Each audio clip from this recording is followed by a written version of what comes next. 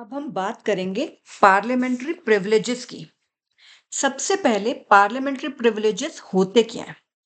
ये क्या है? ये है स्पेशल राइट्स, इम्यूनिटीज या एग्जेम्पशंस। और ये राइट्स, इम्यूनिटीज और एग्जेम्पशंस हैं किसको? They are enjoyed by the members of parliament, each house of the parliament, यानी कि लोकसभा एंड राज्यसभा और उनकी कमिटीज को भी। ठीक है, हाउस एज अ होल भी एंड इंडिविजुअली एज मेंबर्स भी, उनको कुछ राइट्स हैं, कुछ इम्यूनिटीज हैं, कुछ एग्जेम्पशंस हैं। प्लस साथ साथ उन लोगों को भी ये एग्जेम्पशंस, राइट्स और इम्यूनिटीज हैं जो कि entitled to speak and take part in the proceedings of the house और its committees, any house, Lok Sabha Rajya Sabha. यानी कि बेसिकली किसकी बात हो रही है यहाँ पे? अटॉर्नी जनरल की बात हो रही है, क्योंकि उनको राइट होगा, जब हम उनका टॉपिक पढ़ेंगे आगे देखेंगे कि he is entitled to speak and take part in the proceedings of the house and committees भी हो सकती हैं। इसके साथ साथ यानी कि वो यूनियन मिनिस्टर्स की भी बात कर रहे हैं। यूनियन मिनिस्टर्स आपने देखा था, हमने जब शुरू में हमने पढ़ा था काउंसिल ऑफ मिनिस्टर्स वाला टॉपिक, तो हमने देखा था कि कोई भी जो है, जो मेंबर ऑफ पार्लियामेंट नहीं भी है, वो भी यूनियन मिनिस्टर बन सकता है, लेकिन एट मैक्सिमम कितने पीरियड के लिए? 6 मंथ्स के लिए, क्योंकि उसी दौरान उसको मेंबर बनना पड़ेगा ईदर हाउस का। अगर नहीं बना तो फिर वो यूनियन मिनिस्टर भी नहीं रह सकता। यानी कि 6 महीने तो ये नॉन मेंबर हो सकते हैं ना। तो यानी कि लेकिन ये फिर भी पार्टिसिपेट करते हैं हाउसेज में, जिस भी हाउस में होते हैं ये। तो अटॉर्नी जनरल भी, तो यानी कि ये जो प्रिविलेजेस हैं ये एमपीज को मिलती हैं, हाउस को एज अ होल भी मिलती हैं, कमिटीज को भी मिलती हैं, प्लस अटॉर्नी जनरल और यूनियन मिनिस्टर्स को भी मिलती हैं। यूनियन मिनिस्टर्स मतलब जो, इसलिए स्पेसिफिकली बात हुई है कि कोई पर्टिकुलर यूनियन मिनिस्टर अगर मेंबर नहीं है तो 6 महीने तक का अगर वो मेंबर नहीं है बट वो पार्टिसिपेट तो कर रहे हैं ना, तो इसलिए यहाँ पे इसका स्पेशल मेंशन है। अब ये प्रिविलेजेस दी क्यों गई हैं? देखिए, ताकि, देखिए अगर अब इतना आपने देखा होगा कि कभी कुछ भी किसी मेंबर आपस में कितनी खींचातानी होती है, जब आप लोकसभा या राज्यसभा की अगर डिबेट्स देखें तो कितनी कुछ कह दिया जाता है। ठीक है, तो वो चीज, उस पे अगर कोई डिफेमेशन केस कर दीजिए, आपने तुम्हारी मानहानि कर दी, ठीक है, या बार बार कोई ना कोई केस करता रहे, ठीक है, कोई सुप्रीम कोर्ट जाता रहे, कोई हाई कोर्ट जाता रहे कि मेरे फंडामेंटल राइट्स वो गए हैं, तो ऐसे तो फिर पार्लियामेंट का फंक्शनिंग ही बहुत मुश्किल हो जाएगी। वो अपनी ड्यूटीज फ्रीली कर ही नहीं पाएंगे बिना डर के। अगर आउटसाइड इंटरफेस कोर्ट्स अपने आप सुओ मोटोस का कॉग्निसेंस लेके उसने ये बोल दिया था, किसी ने पीआईएल फाइल कर दी, तो फिर कैसे काम होगा? इसीलिए ताकि एमपीज अपनी परफॉर्म कर सके duties freely and effectively without fair और आउटसाइड इंटरफेरेंस। और हम आगे भी जब ये टॉपिक करेंगे तो उसके बाद फिर एक और कंक्लूजन निकालेंगे कि किस तरह से हाउस की डिग्निटी मेंटेन रह रही है इस वजह से, एंड सो ऑन। ये तो हुए प्रिविलेजेस। क्या क्या है इसमें? राइट्स है, ठीक है, इम्यूनिटीज एंड एग्जेम्पशन है, मेंबर्स को मिलती है, ईच हाउस को भी एज अ होल मिलती है, एंड उन लोगों को भी मिलती है जो एंटाइटल्ड टू स्पीक है and take part in the proceedings of the house है। अब इसके कॉन्स्टिट्यूशनल बेसिस की बात करें तो 105 आर्टिकल में पार्लियामेंट की बात होती है, 194 में स्टेट लेजिस्लेचर्स की बात होती है।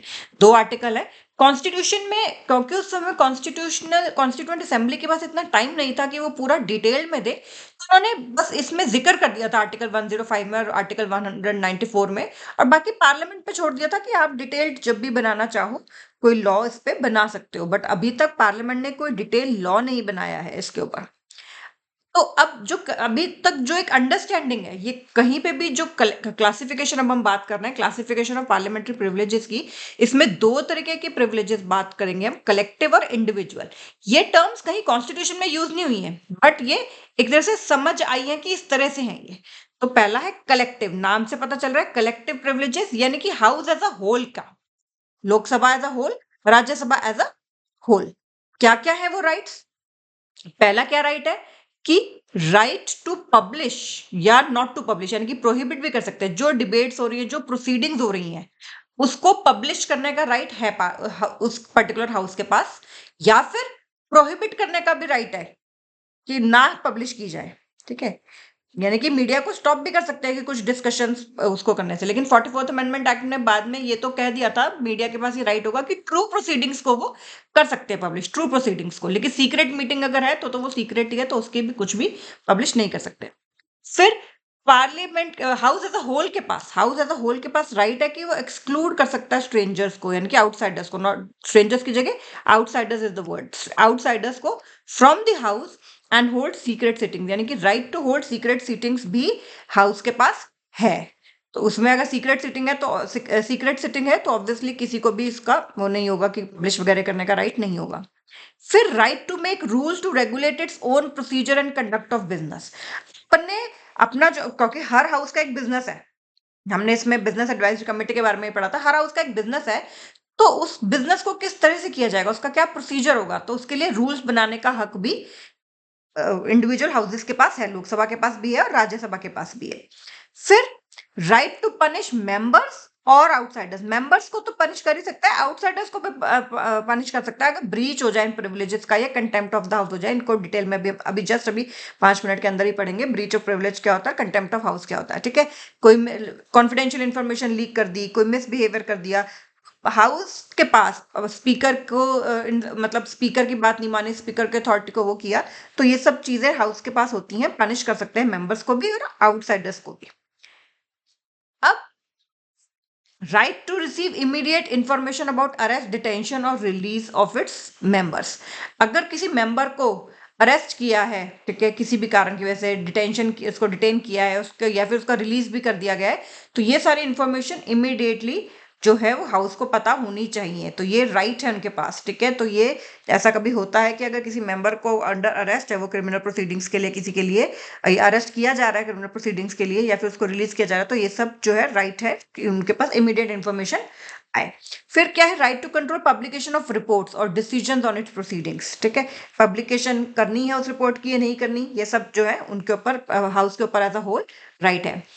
इंक्वायरीज भी इंस्टीट्यूट कर सकता है, विटनेस के लिए सम्मान कर सकता है, ठीक है। तो ये भी पार्लियामेंट के पास, ईच हाउस के पास राइट है। कोई भी सिविल प्रोसेस जैसे कि कोर्ट का सम्मन, नोटिस या अरेस्ट, सिविल केस में, वर्ड है सिविल केस, वो with in the premises of the house नहीं होगा without the permission of the presiding officer, ठीक है। ये बहुत इंपॉर्टेंट है कि कोई भी कोर्ट का सम्मन है, नोटिस है या अरेस्ट सिविल केस में जो है वो with in the premises of the house नहीं होगा without the permission of the presiding officer. अब ये तो हुआ कलेक्टिव।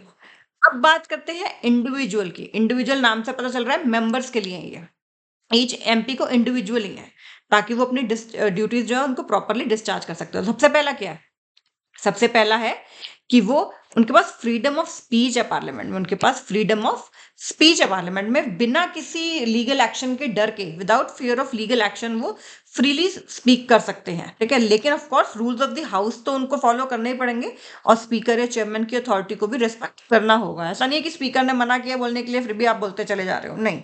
अगर स्पीकर जिनको बोलने के लिए कहते हैं वही बोलते हैं उस समय, लेकिन वो क्या बोल रहे हैं आप देखिए, आपने कितना कुछ सुना है, पर्सनल अटैक्स भी होते हैं, रूलिंग पार्टी करती है अपोजिशन पे, अपोजिशन करती है रूलिंग पार्टी पे, तो पर्सनल अटैक्स भी काफी होते हैं, पर्सनल अटैक्स इन वर्ड्स में, ठीक है।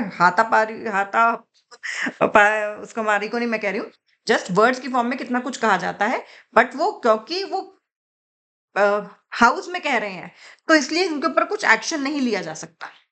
फ्रीडम फ्रॉम अरेस्ट, किसी भी मेंबर को अरेस्ट नहीं किया जा सकता सिविल केसेस में, during the session of the parliament and 40 days before and 40 days after the session.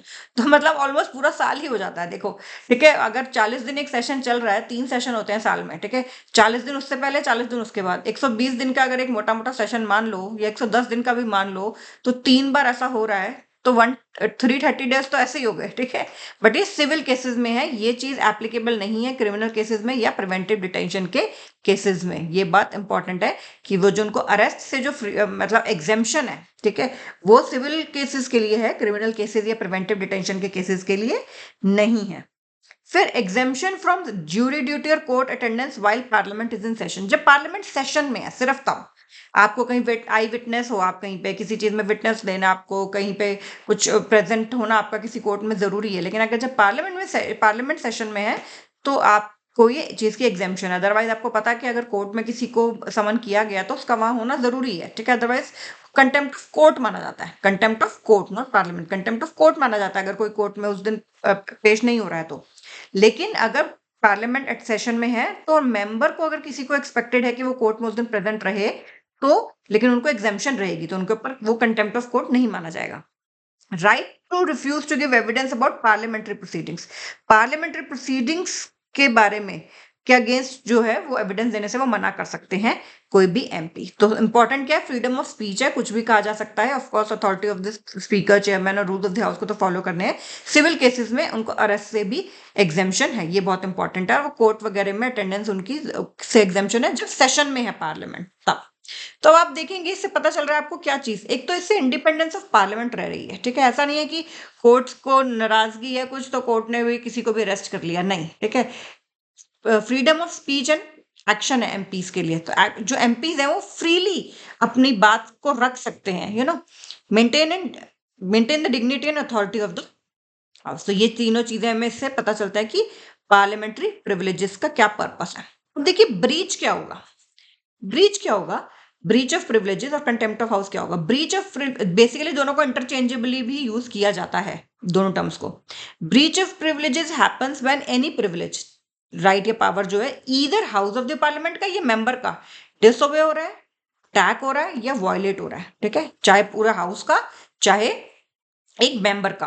अगर उसको नहीं, जैसे कि मान लो डिसरिस्पेक्ट कर रहे हैं, ब्रेक कर रहे हैं स्पेशल राइट्स ऑफ पार्लियामेंट, कैसे, फॉर एग्जांपल इसके एग्जांपल्स अगर हम बात करें, मान लो किसी ने फॉल्स या डिस्टॉर्टेड रिपोर्ट दे दी पार्लियामेंट्री प्रोसीडिंग्स की, तो ये ब्रीच ऑफ प्रिविलेज माना जाएगा। एक एमपी को अटेंड नहीं कर पा रहा पार्लियामेंट, ठीक है, कोई सम्मन है, कोई ऑर्डर है, पार्लियामेंट्री कमेटी ने इशू किया है, लेकिन वो डिसओबे किया जा रहा है, ठीक है, कॉन्फिडेंशियल इंफॉर्मेशन लीक की जा रही है सीक्रेट सिटिंग की, ठीक है, या किसी एमपी को जो उसने कहा है पार्लियामेंट में उसके लिए इंसल्ट या थ्रेटन किया जा रहा है, तो ये सब क्या है, ब्रीच ऑफ प्रिविलेजेस हो गई है, ठीक है, हाउस के मेंबर्स के। पनिशमेंट भी हाउस कर सकता है, देखिए उसको वॉर्न कर सकता है, उस पर्सन को रेप्रीमेंट कर सकता है, सस्पेंड या एक्सपेल कर सकता है, ठीक है, ड्यूरेशन ऑफ द सेशन के लिए। उसको इम्प्रिजन का मतलब यहाँ पे वैसे करके इम्प्रिजन नहीं है, ठीक है। अब contempt, contempt of the house है, ये कंटेम्प्ट ऑफ द हाउस है। इसमें क्या है, ये थोड़ी कंपैरेटिवली ब्रॉडर टर्म है ये, ठीक है। एनी एक्ट और omission which undermines the authority, dignity or functioning of the house even if it doesn't break a specific privilege। चाहे स्पेसिफिक प्रिविलेज ब्रीच नहीं भी हो रहा हो, लेकिन कोई भी एक्ट या कोई एक्ट करना या कोई एक्ट ना करना जिसकी वजह से हाउस की अथॉरिटी, डिग्निटी, फंक्शनिंग अफेक्ट होती है, अंडरमाइन होती है, तो उसको कंटेम्प्ट ऑफ द हाउस कहते हैं। यानी कि बेसिकली कोई भी चीज इंसल्ट हो रही है उससे हाउस की, उसकी रेपुटेशन कम हो रही हो, तो वो सब क्या मानी जाती है, पार्लियामेंट की कंटेम्प्ट माना जाता है उस हाउस का। एग्जाम्पल्स क्या है, जैसे कि आप एक तरह से, अब ये तो होता रहता है लेकिन फिर भी स्लोगन शाउट हो रहे हैं, डिसऑर्डर हो रहा है गैलरीज में, आप पार्लियामेंट्री कमेटी के आगे अपीयर ही नहीं कर रहे हो, अब्यूजिव आर्टिकल हाउस के अगेंस्ट या उसके मेंबर्स के अगेंस्ट लिख रहे हो, एमपी को ब्राइब करना, अब आपने इस तरह से आप देखोगे कि बेसिकली ये कहीं पे डिफाइंड नहीं है। तो कहीं पे एक पर्टिकुलर चीज को ब्रीच ले लिया जाता है, कहीं इस एक पर्टिकुलर केस में नहीं भी लिया जाता। तो ये सब भी देखा जाए तो डायनेमिक्स है, पावर डायनेमिक्स है ना, जो रूलिंग पार्टी होती है उसके हिसाब से चीजें चलती हैं। तो इसी तरह से कोर्ट भी जब करते हैं तो किसी केस में तो वो कह देते हैं हाँ ठीक है, क्योंकि ये जो अरेस्ट से जो एग्जेम्पशन है, तो बहुत सारे एमपी सिविल केसेस के लिए भी कहते हैं कि हम तो सिविल केस के लिए भी एग्जेम्प्टेड हैं। तो किसी केस में पहले शुरू में ऐसा हुआ था कि किसी केस में कह दिया था कोर्ट्स ने, लेकिन फिर बाद में उसको ठीक किया। तो अभी क्रिमिनल और प्रिवेंटिव डिटेंशन के लिए कोई भी एग्जेम्पशन नहीं है, क्रिमिनल केसेस में अरेस्ट के लिए और प्रिवेंटिव डिटेंशन के केसेस में अरेस्ट के अगेंस्ट कोई भी एग्जेम्पशन नहीं है। तो मेजर दोबारा से अगर हम देखें तो एक तो हो गया कि प्रिविलेजेस का ब्रीच, चाहे हाउस का चाहे मेंबर्स का, ठीक है। इसी तरह से कंटेम्प्ट ऑफ द हाउस, ठीक है, थोड़ा ब्रॉडर टर्म है जिसमें कि अथॉरिटी, डिग्निटी और functioning of the house undermine हो रही है। दोनों इंटरचेंजेबली यूज हो जाते हैं, ठीक है, कहीं पे डिफाइंड नहीं है एज सच। एंड हमने जब कमिटीज पढ़ा था तो हमने पढ़ा था वहां पे कि एक प्रिविलेजेस की कमिटी भी है दोनों हाउसेस में, ठीक है। तो दोनों हाउसेस में होती है ये, कोई ऐसा कुछ केस आता भी है तो वो उस कमेटी को रेफर कर देते हैं, फिर वो कमेटी अपनी रिपोर्ट देती है, उसके बेसिस पे ही कोई ना कोई एक्शन होता है। अब बात करते हैं प्रिविलेजेस आए कहां से हैं। देखिए कॉन्स्टिट्यूशन में तो दो बस आर्टिकल बता दिए, 105 एंड 194, क्योंकि इतना टाइम नहीं था कॉन्स्टिट्यूएंट असेंबली के बाद, उन्होंने कहा था पार्लियामेंट बाद में बना सकता है, पार्लियामेंट्री लॉज उसके हो सकते हैं सोर्स, लेकिन कोई डिटेल्ड लॉ अभी तक नहीं बनाया गया है। फिर पार्लियामेंट्री कन्वेंशन, ठीक है, एज अ मतलब कन्वेंशन चल रहा है बस, ठीक है, वो हो सकता है। फिर judicial decisions court time to time देती है, प्लस इसके सिवा रूल्स जो है हाउस के दोनों के रूल्स ऑफ हाउसेस लिख देती हूँ यहाँ पे, यानी कि लोकसभा राज्यसभा दोनों के जो रूल्स हैं उनसे भी ये प्रिविलेजेस पता चलते हैं कि इनडायरेक्टली कि कौन कौन से प्रिविलेजेस हैं एक्चुअली में मेंबर्स के पास या फिर हाउस के पास। तो ये किसकी बात होगी, हमारे प्रिविलेजेस की, कलेक्टिव एंड इंडिविजुअल बोथ।